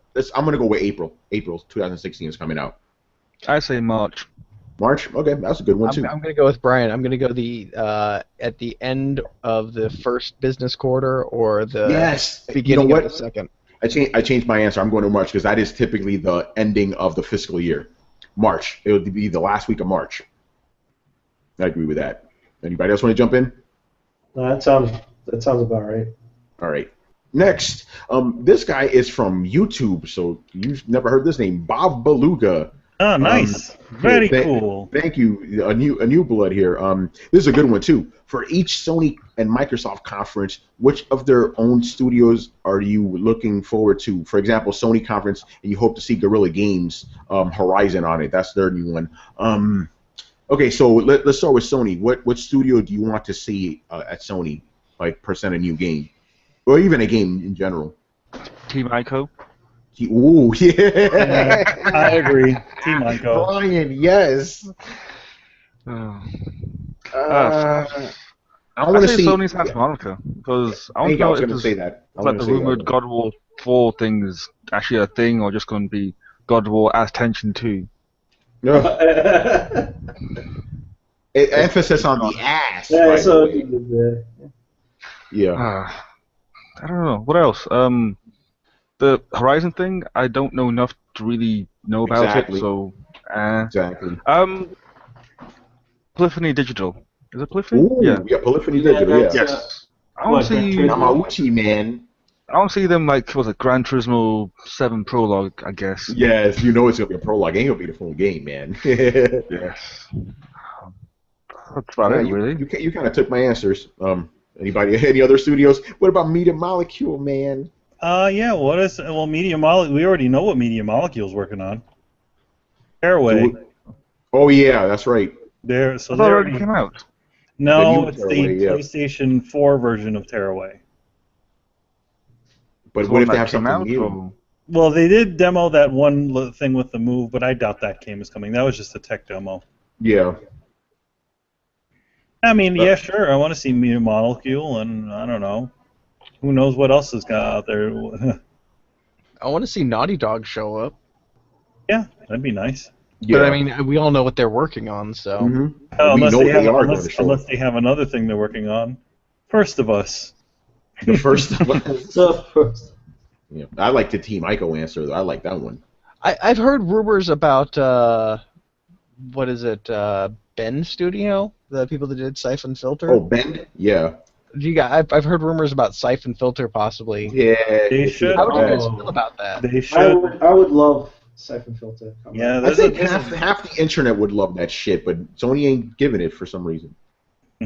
Well, the last Siphon Filter was shit. Final Fantasy VII. Yeah, that's not gonna happen. I'm also expecting what the team that worked on Gravity Rush? Oh yeah, are we still expecting a PlayStation version of that, like a Gravity Rush 2 for consoles? They kind of did announce Gravity Rush 2, so. Yeah, they did. Yeah.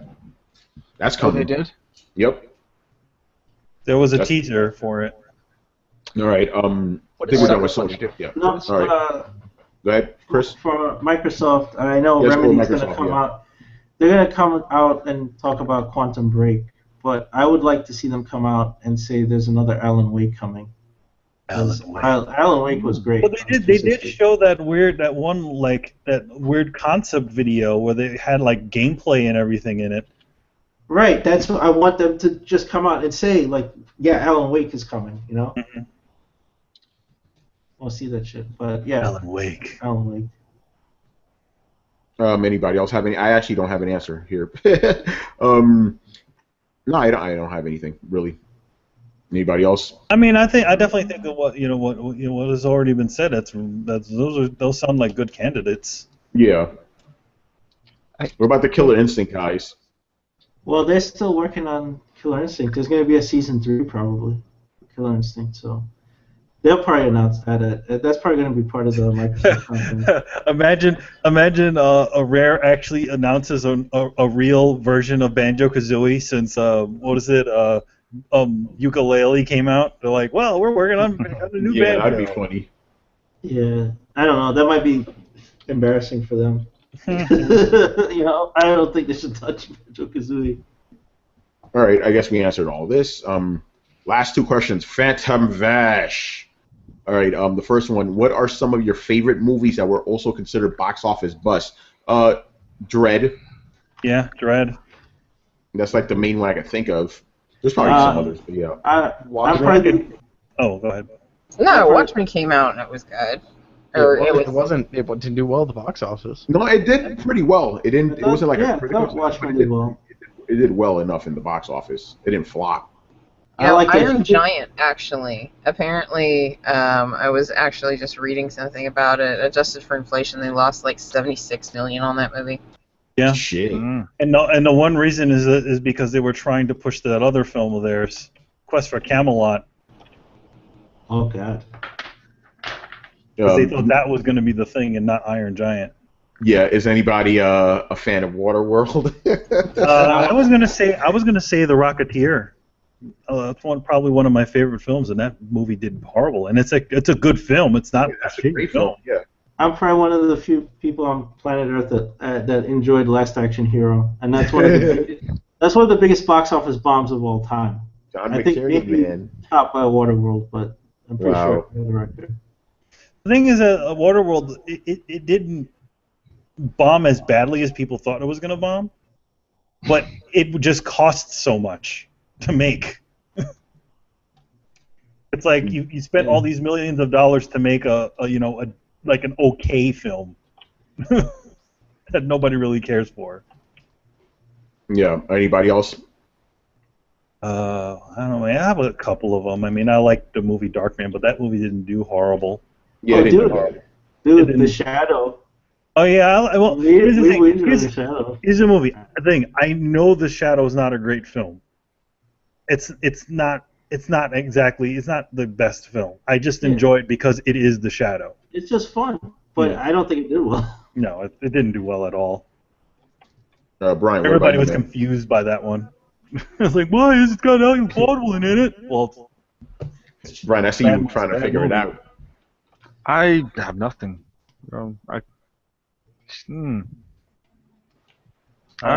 think box Evil office. Dead remake didn't do that well. Which one?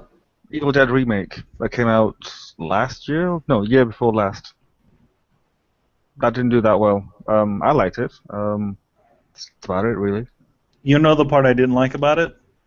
What's The that? end after the credits and shit. That pissed me off. That was Pissed kind me of dumb. off. Yeah. Brian, get in here, man. I like how they did use the same cabin, though, in both movies. Yeah. I thought it was pretty cool. Treasure Planet. Really? Yeah, it lost $85 million. Jeez. Treasure And Planet's also- not a bad film either. No, it's not. It's not a great film, but it's not bad. Like same with a 47 Ronin lost 150 million. Yeah, that one is not so good. I never saw It's it. not good. Was that but the Keanu Reeves? Millions. That's the one where he's going against all the monsters, the Japanese monsters. Ridiculous. He's being the last samurai. He's being the last samurai. The last kid. By the way, Manny, remember we always talked about how we can't figure out any bad Tom Cruise movies?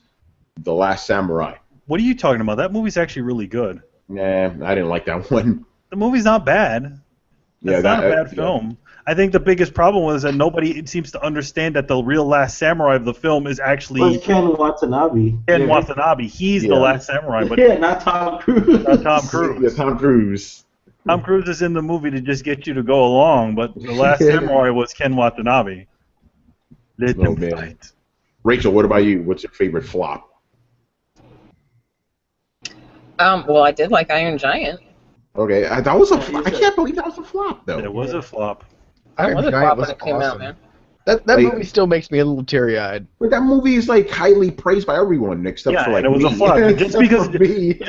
just because a film is highly praised doesn't mean it's not gonna. Films do bad and they get highly praised. That was like one of those How about marketing Serenity? killed it. You could say Serenity, yeah, that was a big bomb too. you could say Blade Runner. Blade Runner is also one of those too. Did Yeah. very horribly. And it wasn't until later on that it I did. just made your head well. explode, didn't I? Yeah, you did. Serenity was good. And Serenity is actually how I got into the whole series because when I was watching it on Fox originally, I was like, "This is stupid. This isn't anything like Star Trek. I don't like this." Yeah. You know, It was, You were the it problem. was Yep. it was a friggin' hard sell for him because I was like, dude, this is so awesome. It's like they're in space, but there's no dumb aliens and shit. It's just them, and they're these colonists and all stuff. And he's like, whatever. No, but I did see the first episode. I'm like, wait, so this is a Western in space? No, I want Star Trek. Fuck this shit. And then And it's funny because Star Yeah, Trek was a Western in space. the original one at least, and I'm not a big fan of the Gene Roddenberry one. I have another one. What's up? I did like the 13th Warrior. and that was a huge bomb, also. Yeah, with Antonio Banderas and the Vikings. Banderas, yeah, playing an Indian guy.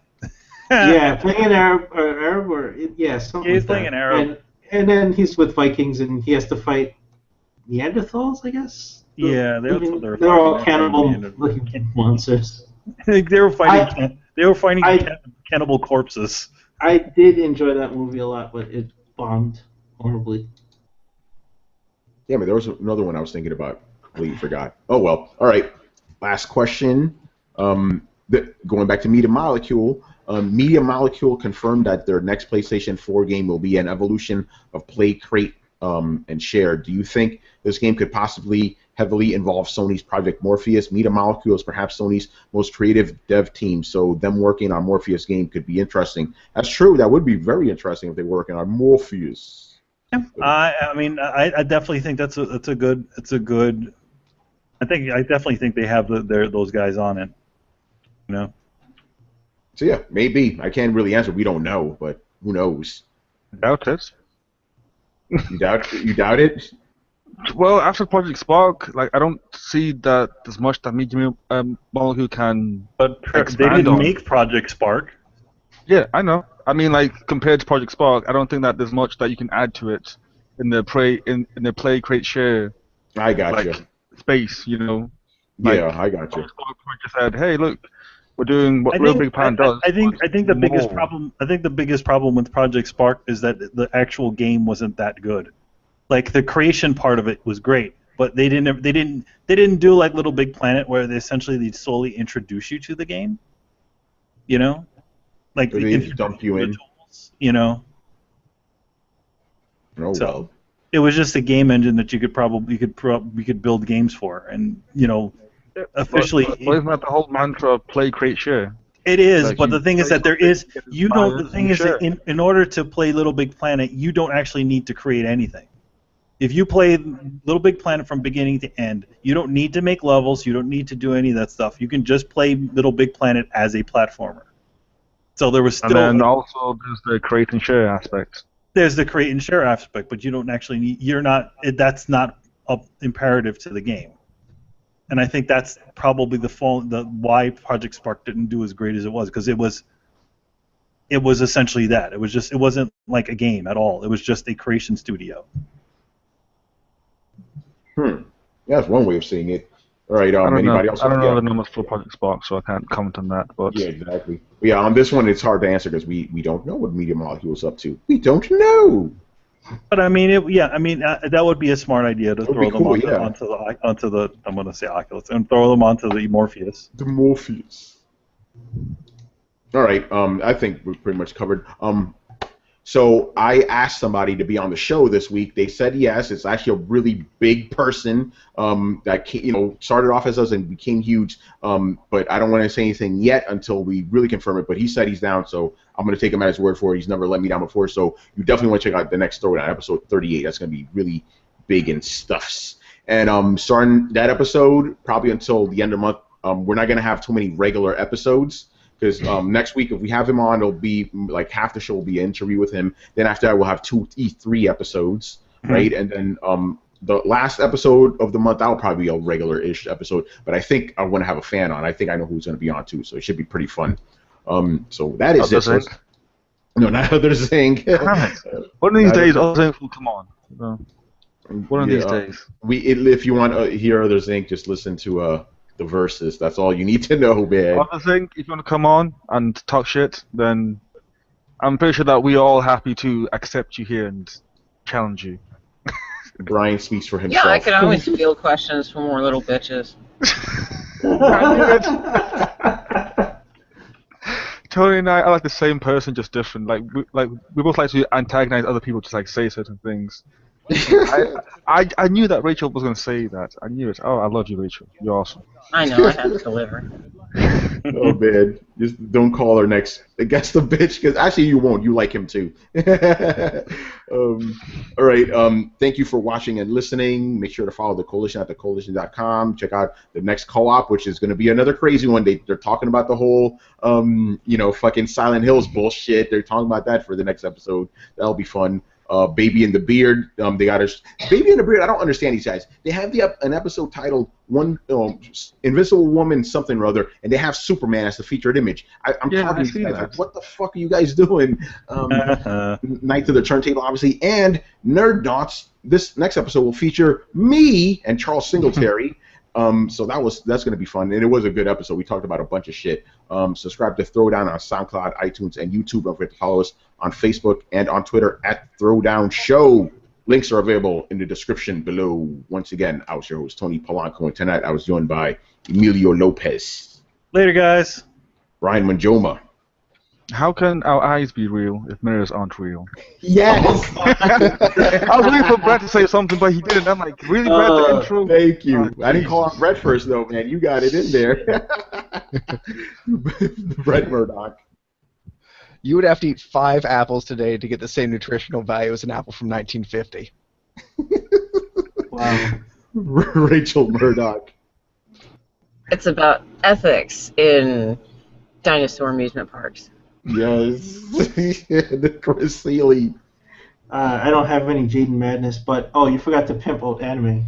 Oh yeah. Oh yes. Thank you. We have a new old anime. It's up. We're talking about Record of Lodos War and Death Parade. So yeah, that was another fun episode and stuff. So you definitely got to check that shit out. All right, guys. We'll see you on Throwdown. Going to be a big episode later. Later, guys. Bye-bye. Later, everyone. Later, people.